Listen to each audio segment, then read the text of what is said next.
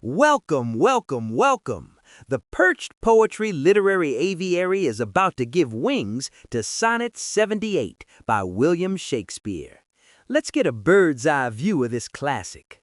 Now, while many folks see this as a simple, sweet thank you note to a patron, I'd reckon the bard is actually making a much more territorial, almost possessive argument about the nature of inspiration and intellectual property. He's essentially claiming that while other poets might be borrowing the beloved style, he is the only one whose very substance is born of thee, transforming a humble compliment into a sophisticated, high-stakes boundary line between mere decoration and true creation. I want you to listen for the contrast between the alien pen of the sophisticated rivals and the rude ignorance of the poet himself, and how that gap is bridged by the metaphor of flight.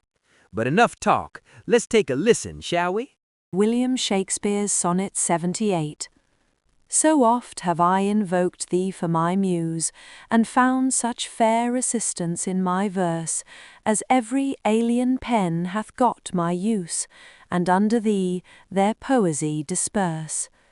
Thine eyes but taught the dumb on high to sing, and heavy ignorance aloft to fly, have added feathers to the learned's wing, and given grace a double majesty.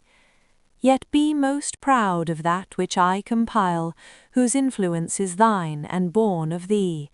In others' works thou dost but mend the style, and arts with thy sweet graces graced be. But thou art all my art, and dost advance as high as learning my rude ignorance. The gravity of Lady Shrike is undeniable. It feels like the air in here just changed, doesn't it? Now, the turn happens when the poet moves from the double majesty of the learned scholars to his own compilation, asserting that while the others are just getting a bit of a polish, he is undergoing a total, miraculous evolution. It's worth going back to hear how he describes the beloved teaching the dumb on high to sing, suggesting that his own lack of formal art is actually his greatest strength, because it proves the sheer power of the muse.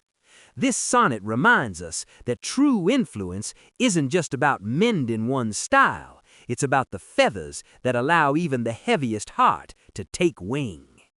You really should go back and take at least one more listen to fully appreciate this classic, but either way, it's been a real treat sitting on the porch with you today.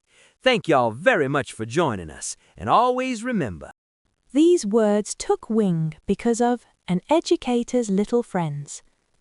Join the flock by helping us feed the birds, finding our books on Amazon, or using one of our classroom apps.